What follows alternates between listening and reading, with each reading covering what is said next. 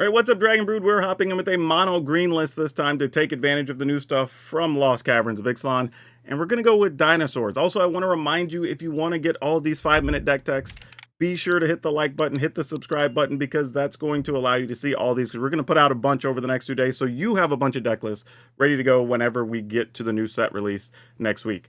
For now, though, let's hop right in. All right, so this list starts with Ixalan's Lore Keeper. This is going to come up in a lot of lists if you're playing dinosaurs, because having a 1-mana 1/1 you can tap for mana is rare these days in Standard. So this is very cool to have access to this, and there's enough dinosaurs that I think we can get away with this in mono green. We are going to play a couple copies of Glimpse the Core. This is another way to just get a land out. Don't really have any caves to take advantage of this. This is mostly just kind of giving us more options to make sure we can hit our 4-mana things when we get there. Speaking of which, we're going to be playing Intrepid Paleontologist. Without a ton of ways to draw cards, this is another thing we want to actually give us a late game option of being able to remove stuff from the graveyard and use some of that excess mana to be able to continue playing more dinosaurs. Here we are going to be playing a copy of 4 Pugnacious Hammerskull. This card's super good. 3 mana, 6/6. You're going to be playing a bunch of the dinosaurs, so there's not really a downside here other than that it doesn't trample. Playing Thrashing Bronodon. This is going to give us a way to get rid of artifacts and enchantments while still just playing a bunch of creatures. And it's a big 3/4 body. So yeah, we liked this card last time it was in Standard. It's probably going to be good this time as well. We're only playing 2 copies of Topiary Stomper. I think this is a little bit of a trap for people because we don't have a lot of ways to really ramp up and get lands out. So even if you have this and you play it on 3, there's a good chance it's still not going to attack for at least 3 more turns. And you don't really want to get caught up in that situation. But it does go get lands, and we do have a fair amount of expensive things. So, you know, a couple of them made the cut. Now, at 4 mana, we're going to play Colossal Dactyl. This card's actually really cool because it has both Reach and Trample, and it's a 4/5 body. 5 Toughness means it can fight just about everything, and Reach and Trample just locks down a bunch of creatures that just can't come over the top. So you really like this card a lot, and if there's any way it were to get bigger anywhere down the line, that'd be awesome. We don't really have many ways to do that, though. And then we are going to play Hulking Raptor. This was one of those cards that as soon as we saw it, we knew it was going to make the cut in a lot of things. Just getting an extra 2 mana every turn is huge. It pretty much enables and guarantees you can play a 6-mana thing the next turn, which is fantastic. So yeah, so much to like about this card. Other than the fact that it has 3 toughness, not a lot you can do about that.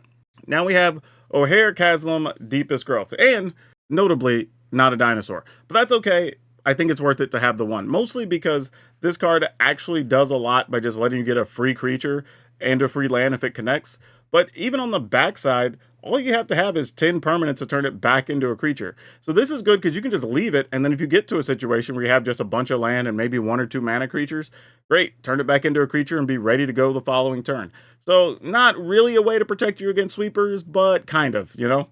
And then we're going to take a look at Earthshaker Dreadmaw. This is a way we can draw cards because just about everything else is a dinosaur. So hopefully when we play it, it'll get 2 or 3 cards most of the time.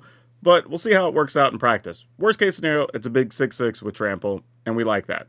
Now we're going to play some Tyrannix Rex because this is just hard to deal with, and I'm pretty sure we can get to 7 mana between all of our mana creatures, the Topiary Stomper, the Hulking Raptor. Like, we should be able to pull this off. It's a big haste creature, it has Ward 4, it has Trample, it has Toxic, it checks a lot of boxes to help us get across the finish line.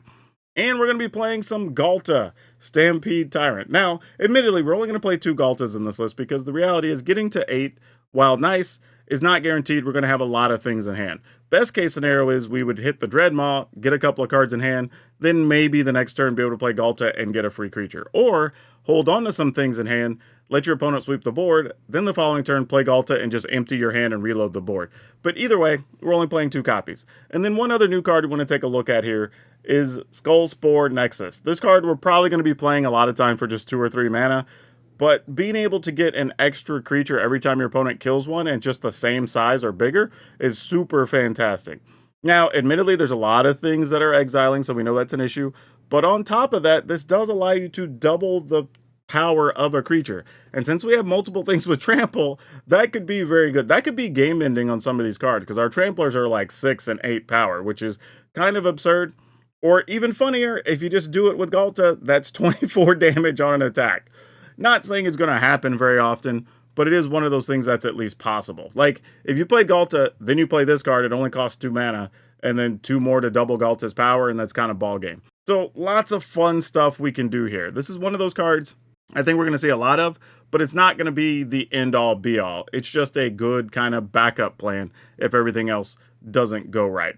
But lands, we're not going to do anything too special. We're just going to be playing some Besejus, Forest, and we're going to play a couple of Myrics. Not that we expect the Myrics to do a lot, but it's just something to spend our mana on late in the game, get us some extra bodies if the game goes long, and just see, right? We're not going to need a bunch of colors, so at 23 lands, all those mana creatures, the Topiary Stomper, the Raptor, we shouldn't need a bunch of mana, truthfully. So I think it's okay to run a couple of Myrics and just see what happens.